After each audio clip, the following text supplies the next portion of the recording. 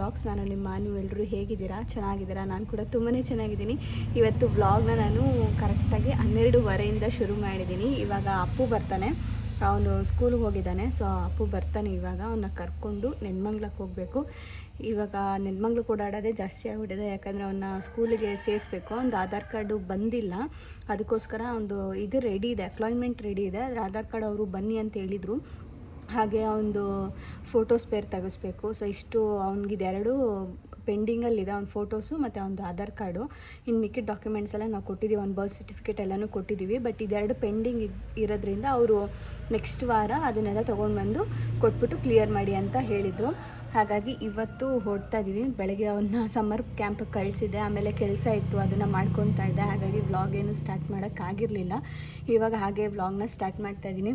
ಹಾಗೆ ಮನೆಗೆ ಸ್ವಲ್ಪ ತರಕಾರಿ ಎಲ್ಲ ತರೋದಿದೆ. ಇನ್ಮೇಲಂತೂ ನನಗೆ ಸಿಕ್ಕಾಪಟ್ಟೆ ಫ್ರೀನೂ ಇಲ್ಲ, ಒಂಥರ ಟೆನ್ಷನ್ನು. ಅವನ್ನ ಅಲ್ಲಿ ಕಳ್ಸೋ ಗಂಟನೂ ಒಂಥರ ಟೆನ್ಷನ್ನೇ. ಅವ್ನಿಗೆ ಟಿಫನ್ ಮಾಡಲೇಬೇಕಾ, ಇಲ್ಲಿಗೆ ತಿನ್ಸಿ ಕಳ್ಸೋಕ್ಕೆ ಬಾಕ್ಸ್ಗೆ ಒಂದೇ ನೋಡೋಕ್ಕಾಗಲ್ಲ, ಟಿಫನ್ ಕೂಡ ಮಾಡಬೇಕು. ಯಾಕಂದರೆ ಇಲ್ಲಿ ತಿಂದ್ಬಿಟ್ಟೆ ಅವನು ಹೋಗ್ಬೇಕಲ್ಲ ಸ್ಕೂಲ್ಗೆ. ಹಾಗಾಗಿ ಇನ್ನು ಸಮ್ಮರ್ ಕ್ಯಾಂಪ್ ಮುಗಿಯೋ ಗಂಟ ಇದು ನಡೀತಾ ಇರುತ್ತೆ. ಇವಾಗ ನನಗೆ ಸ್ವಲ್ಪ ಇವಾಗಿಂದನೇ ಅದೊಂಥರ ಪ್ರಾಕ್ಟೀಸ್ ಆಗ್ತಾಯಿದೆ. ಅವನ್ನ ಸ್ಕೂಲಿಗೆ ಕಳಿಸ್ಬೇಕಾದ್ರೂ ಕೂಡ ಟೈಮ್ ಹೇಗೆ ಮ್ಯಾನೇಜ್ ಮಾಡೋದು, ಅವನ್ನ ಹೇಗೆ ಮ್ಯಾನೇಜ್ ಮಾಡೋದು, ಅವನ್ನ ಬಾಕ್ಸಸ್ ಹೇಗೆ ಮ್ಯಾನೇಜ್ ಮಾಡಬೇಕು, ಆ್ಯಂಡ್ ಅದಕ್ಕೆ ಕೆಲವೊಂದಿಷ್ಟು ಐಡಿಯಾಸ್ಗಳು ಹೇಗೆ ಮಾಡ್ಕೊಳ್ಳೋದು. ಒಂದು ವಾರ ಕಂಪ್ಲೀಟಾಗಿ ಅವನ್ನ ಕಂಪ್ಲೀಟ್ ಬಾಕ್ಸ್ ರೆಸಿಪೀಸು ಮತ್ತು ಟಿಫನ್ ರೆಸಿಪೀಸ್ ಎಲ್ಲನೂ ನಾನು ರೆಡಿ ಮಾಡಿ ಇಟ್ಕೊಂಡ್ಬಿಡ್ಬೇಕು ಇನ್ಮೇಲೆ. ಹಾಗಾಗಿ ಸ್ವಲ್ಪ ಲಿಸ್ಟ್ ಮಾಡ್ಕೊಂಡಿದ್ದೀನಿ, ಹಂಗೆ ಎಲ್ಲ ತೊಗೊಂಡು ಬಂದುಬಿಡೋಣ.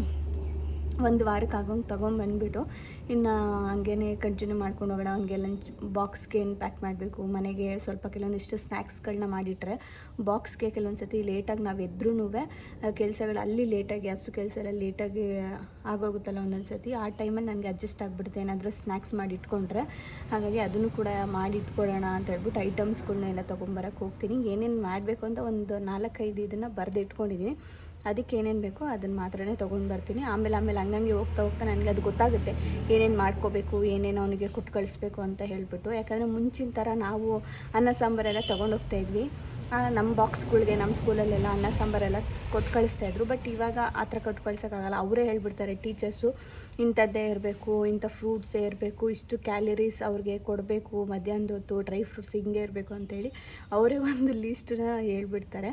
ಹಾಗಾಗಿ ಇನ್ನು ಬನ್ನಿ, ಇನ್ನು ಕರ್ಕೊಂಡು ಬರ್ತಾರೆ, ಹೋಗೋಣ. ಏನೇನೆಲ್ಲ ಆಗುತ್ತೆ ಎಲ್ಲ ತೊಗೊಂಡು ಬಂದು ಹಾಗೆ ವ್ಲಾಗ್ನ ಕಂಟಿನ್ಯೂ ಮಾಡ್ತೀನಿ. ಇನ್ನು ಅಪ್ಪುನ ಸ್ಕೂಲಿಂದ ಕರ್ಕೊಂಡು ಬಂದರು. ಇನ್ನು ಅವ್ನು ಬಂದಿದ್ದ ತಕ್ಷಣ ಮೊದಲು ಮಾಡೋ ಕೆಲಸ ಬ್ಯಾಗ್ ಓಪನ್ ಮಾಡಿ ಅವ್ನು ಲಂಚ್ ಬಾಕ್ಸ್ ತೋರಿಸ್ತಾನೆ. ಇನ್ನು ಆ ನಂತರ ಅವನು ಮಾಡಿರೋ ಡ್ರಾಯಿಂಗ್ಸು ಅದನ್ನೆಲ್ಲ ಕೊಟ್ಟು ಕಳಿಸಿರ್ತಾರಲ್ಲ ಅದನ್ನು ತೋರಿಸ್ತಾನೆ. ಇವತ್ತು ಬಂದು ಅವ್ನು ಡ್ರಾಯಿಂಗ್ಸ್ನೆಲ್ಲ ತೋರಿಸ್ತಾ ಇದ್ದ, ಲಂಚ್ ಬಾಕ್ಸ್ನ ತೋರಿಸ್ಲಿಲ್ಲ. ಅದಕ್ಕೆ ಅವ್ರ ತಂದೆ ಅಲ್ಲಿ ಲಂಚ್ ಬಾಕ್ಸ್ನ ಎತ್ಕೊಂಡು ನೋಡಿದ್ರು ಏನು ಬಿಟ್ಟಿದ್ದಾನೆ ಅಂತ ಹೇಳ್ಬಿಟ್ಟು. ಸೊ ಗ್ರೇಪ್ಸ್ ಬಿಟ್ಟು ಬಂದುಬಿಟ್ಟಿದ್ದಾನೆ. ಅದಕ್ಕೆ ಇವತ್ತು ನನಗೆ ಲಂಚ್ ಬಾಕ್ಸ್ ತೋರಿಸ್ಲಿಲ್ಲ, ಬರೀ ಡ್ರಾಯಿಂಗ್ ಕೊಟ್ಟಿದ್ದಾರೆ ಅಂತ ಮಾತ್ರ ಅದನ್ನು ತೋರಿಸ್ತಾ. ಆಮೇಲೆ ಅವರು ಓಪನ್ ಮಾಡಿ ನೋಡಿದ್ರು ಗ್ರೇಪ್ಸ್ ಬಿಟ್ಟು ಬಂದಿದ್ದಾನೆ, ಹೊಡಿ ಅವನಿಗೆ ಅಂತ ಇದ್ರು. ಯಾಕಂದರೆ ಇವಾಗಿಂದನೇ ಮಕ್ಕಳಿಗೆ ನಾವು ಆ ಥರ ಬಾಕ್ಸಲ್ಲಿ ಬಿಟ್ಟು ಬರೋದನ್ನ ಅಭ್ಯಾಸ ಮಾಡಿದ್ರೆ ಇನ್ನು ಅವರು ಯಾವಾಗ ಪರ್ಮನೆಂಟಾಗಿ ಸ್ಕೂಲ್ಗೆ ಹೋಗ್ತಾರೆ ಆವಾಗ ಅದೇ ಕೆಲಸ ಮಾಡ್ತಾರೆ. ಇವಾಗಿಂದ ಅದು ಅಭ್ಯಾಸ ಮಾಡಬಾರ್ದು ಅಂತೇಳಿ ಆ ಥರ ಬಿಡಬಾರ್ದು. ಏನು ಹಾಕಿದ್ದೀವೋ ಅದನ್ನೆಲ್ಲ ತಿನ್ನಬೇಕು. ಅದು ಫ್ರೂಟ್ಸ್ ಹಾಕಿದ್ದು, ಬಾಳೆಹಣ್ಣು, ಗ್ರೇಪ್ಸು, ಆ್ಯಪಲ್ ಹಾಕಿದ್ದೆ, 3 ಥರ ಸ್ವಲ್ಪ ಸ್ವಲ್ಪ ಹಾಕಿದ್ದೆ. ಅದು ತಿಂದಿರಲಿಲ್ಲ ಅವನು. ಅದಕ್ಕೆ ಇವತ್ತು ವಾರ್ನಿಂಗ್ ಮಾಡಿದ್ದೀವಿ, ಆ ಥರ ಬಿಟ್ಟು ಬರಬಾರ್ದು, ಇಲ್ಲ ಮೇಡಮ್ಗೆ ಹೇಳಿ ಓದಕ್ಕೆ ಕೊಡಿಸ್ತೀವಿ ಅಂತೇಳಿ ವಾರ್ನಿಂಗ್ ಮಾಡಿ ಇನ್ನು ಅಲ್ಲಿಂದ ರೆಡಿಯಾಗಿ ಹೊರಟ್ವಿ. ಅವನಂತೂ ರೆಡಿ ಆಗಲಿಲ್ಲ.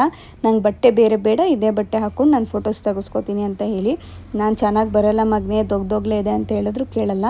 ಅವನಿಗೇನಂದರೆ ಬಟ್ಟೆ ಚೇಂಜ್ ಮಾಡೋದು, ಬಟ್ಟೆ ಹಾಕೊಳ್ಳೋದು ಸಿಕ್ಕಾಪಟ್ಟೆ ಹಿಂಸೆ ಪಡ್ತಾನೆ. ಹಾಗಾಗಿ ಇನ್ನು ಈ ಕಲರ್ ಡ್ರೆಸ್ಗಳು ಹಾಕೋದೇ ಒಂದು ದೊಡ್ಡ ತಲೆನೋವು. ಇನ್ನು ಅವ್ನಿಗೆ ಸ್ಕೂಲ್ಗೆ ಹೋದಾಗ ಯೂನಿಫಾರ್ಮ್ ಕೊಟ್ಬಿಡ್ತಾರಲ್ಲ, ಅದು ಬೆಸ್ಟು ಅಂತ ಅನಿಸುತ್ತೆ. ಇನ್ನು ಅಲ್ಲಿ ಒಂದು ಆಧಾರ್ ಕಾರ್ಡ್ ತೊಗೋಬೇಕಾಯಿತು. ಒಂದು ಆಧಾರ್ ಕಾರ್ಡ್ ರಿಜೆಕ್ಟ್ ಆಗಿಬಿಟ್ಟಿದೆ ಹಾಗೆ ಹೀಗೆ ಅಂತ ಹೇಳಿದ್ರು ಫಸ್ಟು. ಆನಂತರ 1 ಅವರ್ ವೆಯ್ಟ್ ಮಾಡಿ ನಾವು ಅದು ಚೆಕ್ ಮಾಡಿಸಿ ಆನಂತರ ಆಧಾರ್ ಕಾರ್ಡ್ ಒಂದು ಬಂದಿದೆ ಅಂತೇಳಿ ತಕ್ಕೊಟ್ರು. ಇನ್ನು ಅಲ್ಲಿಂದ ಸ್ಟುಡಿಯೋಗೆ ಹೋಗಿ ಅವ್ನು ಫೋಟೋಸ್ ತೆಗ್ಸಿ ಅದನ್ನು ಕೂಡ ಅಲ್ಲೇ ತೊಗೊಂಡು ಇನ್ನು ಸ್ವಲ್ಪ ತರಕಾರಿಗಳೆಲ್ಲ ತೊಗೊಳೋದಿತ್ತು. ತರಕಾರಿ ಎಲ್ಲ ತೊಗೊಂಡು ಇನ್ನು ವಾಪಸ್ ಬಂದ್ವಿ. ಯಾವ ಥರ ನಗ್ತಾ ಇದ್ದ ಅಂದರೆ ಅವನು ಫುಲ್ಲು ಓಪನ್ ಸ್ಮೈಲ್ ಮಾಡಿಬಿಡ್ತಾನೆ. ಫುಲ್ಲು ಲಿಮಿಟಾಗಿ ಸ್ಮೈಲ್ ಮಾಡೋಕ್ಕೆ ಅವ್ನಿಗೆ ಬರೋಲ್ಲ. ಅದನ್ನು ಅವರು ಲಿಮಿಟಾಗಿ ಸ್ಮೈಲ್ ಮಾಡು ಅಂತ ಹೇಳ್ತಾರೆ. ನನಗೆ ನಗು ಬರ್ತಾಯಿತ್ತು ಅವ್ರಾಗ ಅಂದಾಗ. ಇನ್ನು ಮನೆಗೆ ಬಂದು ಕರೆಂಟ್ ಬೇರೆ ಇರಲಿಲ್ಲ, ಹೋಗೋದು ಬರೋದು ಮಾಡ್ತಾಯಿತ್ತು. ಹಾಗಾಗಿ ಬೇಗನೆ ರೈಸ್ ಮಾಡಿ ಸ್ವಲ್ಪ ಸೊಪ್ಪು ಸಾರು ಮಾಡಿ ಊಟ ಗೀಟ ಎಲ್ಲ ಮುಗಿಸ್ಕೊಂಡು ಬೇಗನೆ ಫಾರ್ಮ್ ಹತ್ರ ಹೋದ್ವಿ. ಯಾಕಂದರೆ ಕರೆಂಟಿನ ಪ್ರಾಬ್ಲಮ್ ತುಂಬಾ ಕೊಡ್ತಾ ಇದ್ದಾರೆ ಹಳ್ಳಿ ಕಡೆ. ಈ ಬೇಸಿಗೆನಲ್ಲಿ ಕರೆಂಟ್ ಇಲ್ಲ ಅಂದರೆ ನಿಜವಾಗ್ಲೂ ಇರೋಕ್ಕಾಗಲ್ಲ. ಹಂಗೆ ಆಗುತ್ತೆ. ಯಾಕಂದರೆ ಸಿಕ್ಕಾಪಟ್ಟೆ ಬಿಸಿಲು. ಯಾವ ವರ್ಷವೂ ಈ ಥರ ಬಿಸಿಲು ಇಲ್ವೇನೋ ಅನ್ನೋ ಥರ ಫೀಲ್ ಆಗ್ತಾಯಿತ್ತು. ನಿಮ್ಗೆ ಆ ಥರ ಫೀಲ್ ಆಗಿದೆಯಾ ಕಮೆಂಟ್ ಮಾಡಿ. ಯಾಕಂದರೆ ಈ ವರ್ಷ ಅಷ್ಟು ಬಿಸಿಲು ಅಂತ ಅನ್ನಿಸ್ತಾ ಇತ್ತು. ಆದರೆ ಹೋದ ವರ್ಷ ಎಲ್ಲ ಅಂದಾಗ ಈ ವರ್ಷ ಸಿಕ್ಕಾಪಟ್ಟೆ ಬಿಸಿಲು ತಡ್ಕೊಳಕ್ಕಾಗ್ತಾಯಿಲ್ಲ ಅನ್ನೋ ಥರ ಅನಿಸುತ್ತೆ. ಮನೇಲಂತೂ ಒಂದು ನಿಮಿಷ ಇರೋಕ್ಕಾಗಲ್ಲ ಫ್ಯಾನ್ ಇಲ್ಲ ಅಂದರೆ. ಇನ್ನು ಇಲ್ಲಿ ನಮ್ಮ ಫಾರ್ಮ್ ಹತ್ರ ಎಲ್ಲ ಬಂದರೆ ಸ್ವಲ್ಪ ತಣ್ಣಗೆ ಗಾಳಿ ಬೀಸ್ತಾ ಇರುತ್ತೆ, ಆರಾಮಾಗಿ ಕೆಲಸ ಮಾಡ್ಬೋದು. ಹಾಗಾಗಿ ಕರೆಂಟನ್ನು ನೆಚ್ಕೊಂಡು ನಾವು ಕೆಲಸನ ಮುಂದೆ ಮಾಡೋಕ್ಕಾಗಲ್ಲ ಅಂತೇಳಿ ಬೇಗನೆ ಸಗಣಿ ಎಲ್ಲ ಎತ್ತಾಕ್ಬಿಟ್ಟು ಇನ್ನು ಅವರು ಕೈಯಲ್ಲೇ ಹಾಲು ಕರೆಯೋದಕ್ಕೆ ಸ್ಟಾರ್ಟ್ ಮಾಡಿದ್ರು. ನಾನು ಸ್ವಲ್ಪ ಅದನ್ನೆಲ್ಲ ಕ್ಲೀನ್ ಮಾಡಿಬಿಟ್ಟು ಇನ್ನು ನಾನು ಕೂಡ ಹೋಗಿ ಅವ್ರ ಜೊತೆಗೆ ಕೈಯಲ್ಲೇ ಕರಿಯೋಕ್ಕೆ ಸ್ಟಾರ್ಟ್ ಮಾಡಿದ್ವಿ. ಸ್ವಲ್ಪ ಹೊತ್ತು 1-2 ಹಸು ಕೈಯಲ್ಲಿ ಕರೆದಿದ್ದ ತಕ್ಷಣ ಕರೆಂಟ್ ಬಂತು. ಇನ್ನು ಬೇರೆದಕ್ಕೆಲ್ಲ ನಾವು ಮಿಷಿನ್ನೇ ಹಾಕ್ಕೊಂಡ್ವಿ. ಅದ್ರ ಬಗ್ಗೆ ಡೀಟೇಲ್ಸ್ನಾಗ ಹೇಳ್ತಾಯಿದ್ರಿ. ನಾನು ಆದರೆ ನೆಕ್ಸ್ಟ್ ವೀಡಿಯೋದಲ್ಲಿ ನಿಮ್ಮ ಜೊತೆ ಶೇರ್ ಮಾಡ್ತೀನಿ. ಓಕೆನಾ? ಹಾಲು ಕರಿಯೋ ಮಿಷಿನ್ ಬಗ್ಗೆ ಆಗಿರ್ಬೋದು ಮತ್ತು ಇದ್ರ ಬಗ್ಗೆ ಎಲ್ಲ ನೀವು ಕೇಳ್ತಾ ಇದ್ರಲ್ಲ, ಅದನ್ನು ನಾನು ನೆಕ್ಸ್ಟ್ ನಿಮ್ಮ ಜೊತೆ ಶೇರ್ ಮಾಡ್ತೀನಿ. ಇನ್ನು ಸಾಧಾರಣವಾಗಿ ನನಗೇನಾದರೂ ಕಮೆಂಟ್ಸ್ಗಳು ನೀವು ನೋಡೇ ಇರ್ತೀರ. ನನಗೆ ಯಾವುದೂ ಅಷ್ಟು ನೆಗೆಟಿವ್ ಕಮೆಂಟ್ಸ್ ಬರೋಲ್ಲ. ಯಾಕಂದರೆ ನಮ್ಮದು ಇದರಲ್ಲಿ ಒಂದು ಆಪ್ಷನ್ಸ್ ಇದೆ, ತುಂಬ ವಲ್ಗರಾಗಿ ಯಾರು ಕಮೆಂಟ್ಸ್ ಮಾಡ್ತಾರಲ್ಲ ಅದು ತೋರಿಸೋದೇ ಇಲ್ಲ. ಜಸ್ಟ್ ನಮಗೆ ಮಾತ್ರ ಶೋ ಆಗುತ್ತೆ. ಅದನ್ನು ನಾವು ಇಟ್ಕೋಬೋದು, ಡಿಲೀಟ್ ಮಾಡಿದ್ರೆ ಮಾಡ್ಬೋದು. ಬೇರೆಯವ್ರಿಗೆ ಅದು ತೋರಿಸಲ್ಲ. ನಾರ್ಮಲಾಗಿ ಏನಾದರೂ ಸಣ್ಣ ಪುಟ್ಟ ಮಿಸ್ಟೇಕ್ಸ್ ಇತ್ತು, ಇಲ್ಲ ನಾವು ಮಾತಾಡೋದ್ರೆ ಏನೋ ಮಿಸ್ಟೇಕ್ ಇದ್ದರೂ ಏನಾದರೂ ಇದ್ದರೂ ಅದು ಬಂದರೆ ಅದನ್ನು ಇರುತ್ತೆ, ಆ ಕಮೆಂಟ್ಸಲ್ಲಿ ಇರುತ್ತೆ. ನಾವು ಅದನ್ನು ಬೇಕಾದ್ರೆ ಸರಿ ಮಾಡ್ಕೋಬೋದು, ಇಲ್ಲ ಇಟ್ಕೋಬೋದು, ಇಲ್ಲ ಡಿಲೀಟ್ ಮಾಡ್ಬೋದು. ಇನ್ನು ನನಗೆ 2 ಕಮೆಂಟ್ ಬಂದಿತ್ತು. ಅದು ನಿಮಗೆ ಶೋ ಆಗಿಲ್ಲ ಅಂತ ಏನೋ ಗೊತ್ತಿಲ್ಲ ನನಗೆ, ಬಟ್ ನನಗದು ಇನ್ನೊಂದು ಫೋನಲ್ಲಿ ತೋರಿಸ್ತಾ ಇರಲಿಲ್ಲ. ಏನಂದರೆ ಅದು ತುಂಬ ವಲ್ಗರ್ ಅಂತಲೂ ನಾನು ಹೇಳಲ್ಲ, ಜಸ್ಟ್ ಅವರು ಒಂಥರ ಟಾಂಟ್ ಕೊಡೋ ಥರ ಹಾಕಿದ್ರು. ಇಷ್ಟು ದಿವಸ ಇವರು ಹಸು ವೀಡಿಯೋಸ್ ಎಲ್ಲ ಮಾಡ್ತಾ ಇರಲಿಲ್ಲ, ಇವಾಗ ವೀಡಿಯೋಸ್ ಮಾಡ್ತಾ ಇದ್ದಾರೆ ಅಂದರೆ ಲೈಕ್ಸು ವ್ಯೂವ್ಸು ದುಡ್ಡುಗೋಸ್ಕರ ಇವರು ಇವಾಗ ಈ ಹಸುಗಳ್ನು ವೀಡಿಯೋಸಲ್ಲೆಲ್ಲ ತೋರಿಸ್ತಾ ಇದ್ದಾರೆ ಅಂತ ಕಮೆಂಟ್ ಮಾಡಿದರು. ನಿಜವಾಗ್ಲೂ ನಾನು ನಿಮ್ಗೆ ಹೇಳ್ತಾ ಇದ್ದೀನಿ, ಯಾರು ಕಮೆಂಟ್ ಹಾಕಿದ್ರಲ್ಲ ಅವ್ರಿಗೆ ಹೇಳ್ತಾ ಇದ್ದೀನಿ. ಆ ಥರ ಏನಾದರೂ ಇದ್ದಿದ್ದರೆ ಈ 2 ವರ್ಷದ ಮುಂಚೆ ಅಂದರೆ 1.5 ವರ್ಷದ ಮುಂಚೆ ನಾನು ಯೂಟ್ಯೂಬ್ ಸ್ಟಾರ್ಟ್ ಮಾಡಿದಾಗಲೇ ನಮ್ಮ ಮನೇಲಿ ಹಸುಗಳಿದ್ವು. ಆವಾಗಲೇ ನಾನು ತೋರಿಸ್ತಾ ಇದ್ದೆ. ಆವಾಗಲೇ ಈ ಕೆಲಸಗಳನ್ನೆಲ್ಲ ಮಾಡೋ ಥರ ನಾಟಕ ಮಾಡಿಬಿಟ್ಟು ವೀಡಿಯೋಸ್ ಹಾಕ್ತಾಯಿದ್ದೆ. ಯಾಕಂದರೆ ನನಗೆ ಈ ಕೆಲಸಗಳೇ ಬರೋಲ್ಲ, ಆದರೂ ನಾಟಕ ಮಾಡಿ ನಾನು ಮಾಡ್ತಾಯಿದ್ದೀನಿ ಅಂತ ಹೇಳಿಬಿಟ್ಟು ನಾನು ಹಾಕ್ಬೋದಾಗಿತ್ತು. ಅವಾಗ ಇನ್ನೂ ಚೆನ್ನಾಗಿ ಬಂದಿರೋದೇನೋ ಗೊತ್ತಿಲ್ಲ.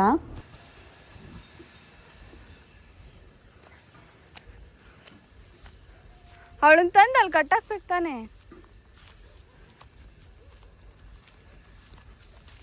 ಹೊಸ ಹುಲ್ಲು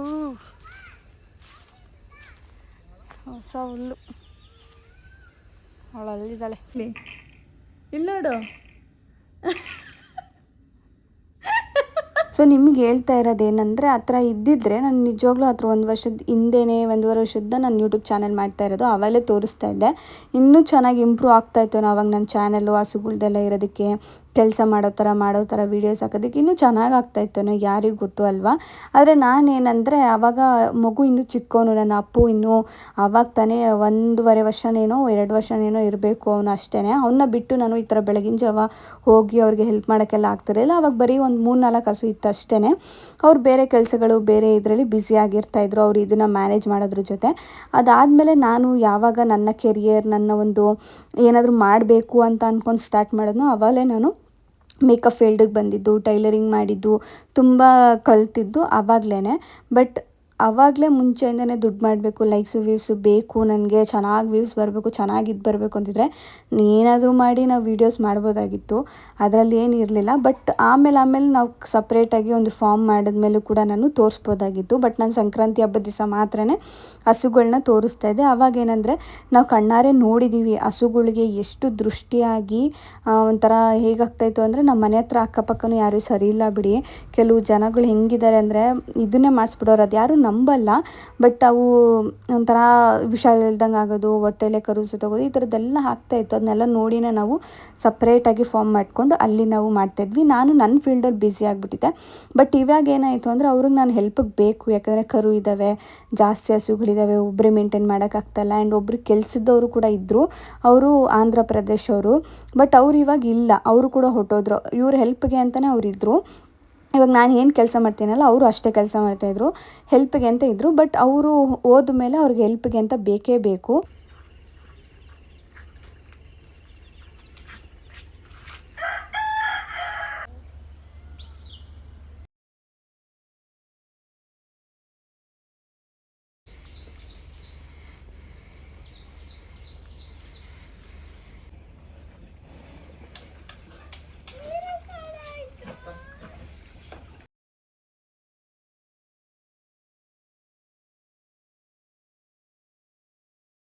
ಇವಾಗ ನಾನು ಹೆಲ್ಪ್ ಮಾಡೋದ್ರಿಂದ ಇವಾಗ ನನಗೆಲ್ಲಾದರೂ ಮೇಕಪ್ ಹೋಗ್ತೀನಿ, ಅವ್ರು ನನಗೆ ಹೆಲ್ಪ್ ಮಾಡ್ತಾರೆ, ನಾನು ಅವ್ರಿಗೆ ಹೆಲ್ಪ್ ಮಾಡ್ತೀನಿ. ಈ ಥರ ಬ್ಯಾಲೆನ್ಸ್ ಮಾಡ್ಕೊಂಡು ನಾವು ಮಾಡ್ತಾಯಿದ್ದೀವಿ.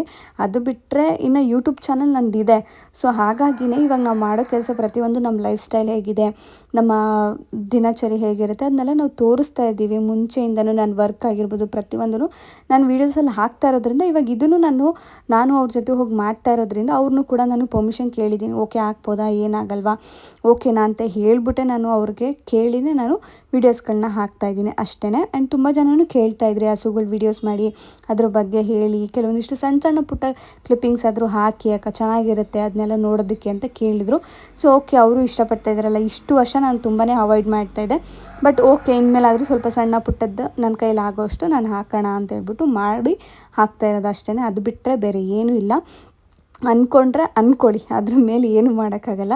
ಇನ್ನು ನೆಕ್ಸ್ಟ್ ಡೇ ನಾನು ಅಪ್ಪನ ಸ್ಕೂಲಿಗೆ ಕಳಿಸ್ಬೇಕಾಯಿತು. ಸ್ವಲ್ಪ ವೆಜಿಟೇಬಲ್ ಪಲಾವ್ ಮಾಡಿ ಅವನಿಗೆ ಬಾಕ್ಸ್ ಹಾಕಿ, ಸ್ವೀಟ್ ಕಾರ್ನ್ ಅಂದರೆ ತುಂಬಾ ಇಷ್ಟ ಅಪ್ಪಗೆ, ಹಾಗಾಗಿ ತರಿಸಿದ್ದೆ. ಅದನ್ನು ಹಾಕಿ ಒಂದು ಬ್ರೆಡ್ಗೆ ಜಾಮ್ ಹಾಕ್ಬಿಟ್ಟು ರೋಸ್ಟ್ ಮಾಡಿ ಕಟ್ ಮಾಡಿ ಕೊಟ್ಟು ಸ್ವಲ್ಪ ಗ್ರೇಪ್ಸ್ ಹಾಕಿದ್ದೆ. ಖಾಲಿ ಮಾಡಿ ಬರಬೇಕು ಅಂತ ಹೇಳಿದ್ದೀನಿ. ಇನ್ನು ಅವನ ಒಂದು ದಿನಚರಿಯಿಂದ ಅವನು ಕೂಡ ಫುಲ್ಲು ಬ್ಯುಸಿ ಆ್ಯಂಡ್ ನಾನು ಕೂಡ ಫುಲ್ಲು ಬ್ಯುಸಿ. ಬೆಳಗ್ಗೆ 5 ಗಂಟೆಗೆ ಎದ್ದರೆ 11 ಗಂಟೆ ತನಕ ಓಡ್ತಾನೆ ಇರು ಅನ್ನೋ ಥರ ಆಗಿಬಿಟ್ಟಿದೆ. ಆ್ಯಂಡ್ ಇವಾಗ ಮೇಕಪ್ ಆರ್ಡರ್ಸ್ ಕೂಡ ಇದೆ. ಇಲ್ಲೂ ಬ್ಯಾಲೆನ್ಸ್ ಮಾಡಬೇಕು, ಅಲ್ಲೂ ಬ್ಯಾಲೆನ್ಸ್ ಮಾಡಬೇಕು. ನೀವು ನೋಡಿದಷ್ಟು ಸುಲಭ ಅಲ್ಲ. ಜಸ್ಟ್ ನೀವೊಂದು 15 ಸೆಕೆಂಡ್ದೋ ಇಲ್ಲ 22 ಸೆಕೆಂಡ್ದೋ ವಿಡಿಯೋ ನೋಡ್ತೀರಾ, ಬಟ್ ಆ ಡೇ ಫುಲ್ಲು ನಾವು ಹೇಗೆ ಬ್ಯಾಲೆನ್ಸ್ ಮಾಡ್ತೀವಿ ಅನ್ನೋದು ನಿಜವಾಗ್ಲೂ ನಮಗೆ ಮಾತ್ರ ಗೊತ್ತಿರುತ್ತೆ ಆ್ಯಕ್ಚುಲಾಗಿ.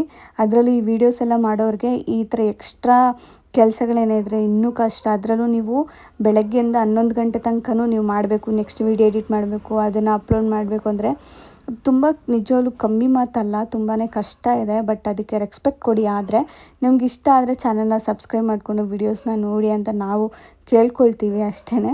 ಅದು ಬಿಟ್ಟರೆ ಬೇರೆ ಇಂಟೆನ್ಷನ್ ಎಲ್ಲರದ್ದು ಇರಲ್ಲ. ಯಾಕಂದರೆ ತುಂಬ ಜನ ತುಂಬ ಥರ ವೀಡಿಯೋಸ್ಗಳು ಮಾಡ್ತಾಯಿದ್ದಾರೆ, ನೀವು ನೋಡ್ತಾ ಇದ್ದೀರಾ, ಅದೆಲ್ಲ ಹಾಗೆ ಇರುತ್ತಾ ಅಲ್ವಾ.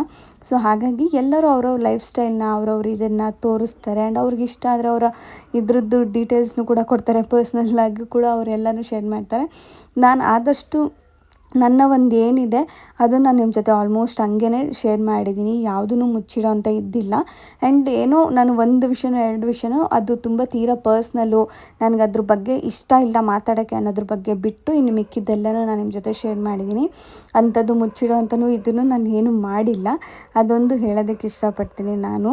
ಇನ್ನು ಫುಲ್ಲು ಬ್ಯುಸಿ ಡೇ ಆಗಿಬಿಟ್ಟಿದೆ ನನಗಂತೂ ಬಿಡಿ. ಬೆಳಗಿನ ಸಂಜೆ ಗಂಟೆನೂ ಎಲ್ಲರೂ ಹೇಳ್ತಾರೆ ಹೇಗೆ ಆ ಸ್ಟ್ರೆಸ್ನ ತಡ್ಕೊತಾ ಇದೆಯಾ ಅಂತ ಹೇಳಿ. ಮಾಡಬೇಕು, ಯಾಕಂದರೆ ಇವಾಗ ನಮ್ಗೆ ಏಜ್ ಇದೆ, ನಮ್ಗೆ ಆದಷ್ಟು ಏನೇನೆಲ್ಲ ಮಾಡೋಕ್ಕೆ ಸಾಧ್ಯನೋ ಅದನ್ನು ಆದಷ್ಟು ನಾವು ಟೈಮ್ ತೊಗೊಂಡು ಮಾಡಿ. ಇನ್ನೂ ತುಂಬಾ ಪ್ಲ್ಯಾನ್ಸ್ ಇದೆ, ಅದ್ರ ಬಗ್ಗೆನೂ ನಿಮ್ಮ ಜೊತೆ ನಾನು ಶೇರ್ ಮಾಡ್ತೀನಿ. ಇನ್ನು ಅಪ್ಪು ಬಂದ, ಬಟ್ಟೆ ಎಲ್ಲ ಮಿಷಿನ್ಗೆ ಹಾಕಿದ್ದೆ, ಅದನ್ನೆಲ್ಲ ಒಣಗಾಕಿ ಇನ್ನು ಫಾರ್ಮ್ ಹತ್ರ ಬಂದು, ಮತ್ತು ನನಗೆ ಕ್ಲೈಂಟ್ 2 ಸ್ಯಾರಿ ಕೊಟ್ಟಿದ್ದರು, ಅವ್ರ ಫಂಕ್ಷನ್ ಇತ್ತು, ಅದಕ್ಕೆ ಪ್ರಿಪ್ಲೇಟಿಂಗ್ ಮಾಡಿಕೊಂಡು ತೊಗೊಂಡೋಗಿ ಅವ್ರಿಗೆ ಮೇಕಪ್ ಮಾಡಿಕೊಡ್ಬೇಕಾಯಿತು. ಹಾಗಾಗಿ ಅದನ್ನು ತಂದುಕೊಟ್ಟಿದ್ರು. ಇನ್ನು ಹಸು ಕೆಲಸ ಎಲ್ಲ ಬೇಗ ಮುಗಿಸಿ ಇನ್ನು ಅಲ್ಲಿಂದ ಮನೆಗೆ ಬಂದು ಇನ್ನು ಏನು ಮಾಡೋದು ಅಡುಗೆ ಅಂತ ಯೋಚನೆ ಮಾಡ್ತಾಯಿದ್ದೆ. ಇನ್ನೂ ಸ್ವಲ್ಪ ಸ್ವೀಟ್ ಕಾರ್ನ್ ಇತ್ತು, ಅದನ್ನು ಬೇಯಿಸ್ಬಿಟ್ಟು ಮಕ್ಕಳಿಗೆ ಎಲ್ಲರಿಗೂ ಕೊಟ್ಬಿಟ್ಟು ನಾನು ಕೂಡ ತಿಂದ್ಬಿಟ್ಟು ಇನ್ನು ಶಾಪ್ಗೆ ಹೋಗಿ ಪ್ರಿಪ್ಲೇಟ್ ಮಾಡೋಣ ಅಂತ ಸ್ಟಾರ್ಟ್ ಮಾಡಿಕೊಂಡೆ ಎಲ್ಲನೂ. ಆದರೆ ಬಟ್ ಕರೆಂಟ್ ಇರಲಿಲ್ಲ. ನೈಟೇ ಕರೆಂಟ್ ತೆಗ್ದಿದ್ದಾನೆ. ನನಗಂತೂ ಎಷ್ಟು ಇದಾಗೋಯ್ತು ಅಂದರೆ, ಯಾಕಂದರೆ ನೆಕ್ಸ್ಟ್ ಡೇ ನನಗೆ 2 ಕಡೆ ಮೇಕಪ್ ಆರ್ಟ್ ಇದೆ. ಒಂದು ಸೀಮಂತದ್ದು, ಇನ್ನೊಂದು ನಾನ್ ಬ್ರೈಡಲ್ ರಿಸೆಪ್ಷನ್. ಸಿಸ್ಟರ್ಸ್ ಎಲ್ಲ ರೆಡಿ ಆಗೋದು, ಅವರೇ ನಂಗೆ ಸ್ಯಾರಿ ಕೊಟ್ಟಿರೋದು. ಪ್ಲಸ್ ಕರೆಂಟ್ ಇಲ್ಲ, ಪ್ರಿಪ್ಲೇಟ್ ಮಾಡೋಕ್ಕಾಗಿಲ್ಲ. ಹೆಂಗೆ ಟೆನ್ಷನ್ ಆಗೋಗಿತ್ತು, ಏನು ಮಾಡ್ತೀನಪ್ಪ ಅಂತ ಅಂದ್ಕೊಂಡಿದ್ದೆ. ಬಟ್ ಹೇಗೋ ಮ್ಯಾನೇಜ್ ಮಾಡಿದೆ ನಾನು. ನೆಕ್ಸ್ಟ್ ಡೇನೇ ಬಂದು ಪ್ರಿಪ್ಲೇಟ್ ಎಲ್ಲ ಮಾಡಿಕೊಂಡೆ.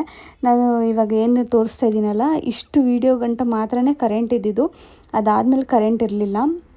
ಇನ್ನು ನಾನು ಊಟ ಎಲ್ಲ ಮುಗಿಸ್ಕೊಂಡಿದ್ದೆ, ಯಾಕಂದರೆ ನನಗೆ ಬಿರಿಯಾನಿ ಮತ್ತು ಕಬಾಬ್ ತಂದುಕೊಟ್ಟಿದ್ರು. ಹಾಗಾಗಿ ಅದನ್ನೇ ಎಲ್ಲರೂ ಊಟ ಮಾಡ್ಕೊಂಡ್ವಿ. ನಾನೇನು ಸಪ್ರೇಟಾಗಿ ಏನು ಅಡುಗೆ ಮಾಡಲಿಲ್ಲ ಅವತ್ತು. ತುಂಬಾ ಟಯರ್ಡ್ ಆಗಿಬಿಟ್ಟಿತ್ತು. ಹಾಗಾಗಿ ತಂದುಕೊಟ್ಟಿದ್ರಲ್ಲ, ಹೆಂಗೋ ಸದ್ಯಪ್ಪ ದೇವರೇ ಎಲ್ಲಿದ್ರು ನನಗೊಂದು ಊಟ ಸಿಗ್ತಲ್ಲ ಅಂತೇಳಿ ತಿಂದ್ಬಿಟ್ಟು ಇನ್ನು ಮಲ್ಕೊಂಡು ನಾನು ನೆಕ್ಸ್ಟ್ ಡೇನೇ ನಾನು ನನ್ನ ಒಂದು ವರ್ಕ್ ಹೇಗಿತ್ತು, ಅದು ಹೇಗಾಯಿತು ಅನ್ನೋದ್ರ ಬಗ್ಗೆನೂ ಶೇರ್ ಮಾಡ್ತೀನಿ.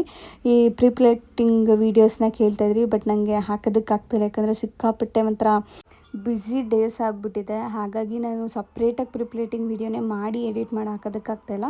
ಯಾರೂ ಬೇಜಾರು ಮಾಡ್ಕೋಬೇಡಿ, ಕ್ಷಮಿಸಿ. ನಿಮಗೆ ಕಲಿಬೇಕು ಅಂತಂದರೆ ತುಂಬ ಕಡೆ ಕಲಿಸ್ತಾರೆ, ನೀವು ಆದಷ್ಟು ಟ್ರೈ ಮಾಡಿ ಕಲ್ತ್ಕೊಳ್ಳಿ. ಹಾಗೆ ಇವತ್ತಿನ ವೀಡಿಯೋ ನಿಮ್ಗೆ ಇಷ್ಟ ಆಗಿದೆ ಅಂತ ಅಂದ್ಕೊಂಡಿದ್ದೀನಿ. ಇಷ್ಟ ಆಗಿರೋ ಚಾನಲ್ನ ಸಬ್ಸ್ಕ್ರೈಬ್ ಮಾಡ್ಕೊಳ್ಳಿ. ಹಾಗೆ ಸಿಗ್ತೀನಿ ಮುಂದಿನ ವೀಡಿಯೋದಲ್ಲಿ. Thank you.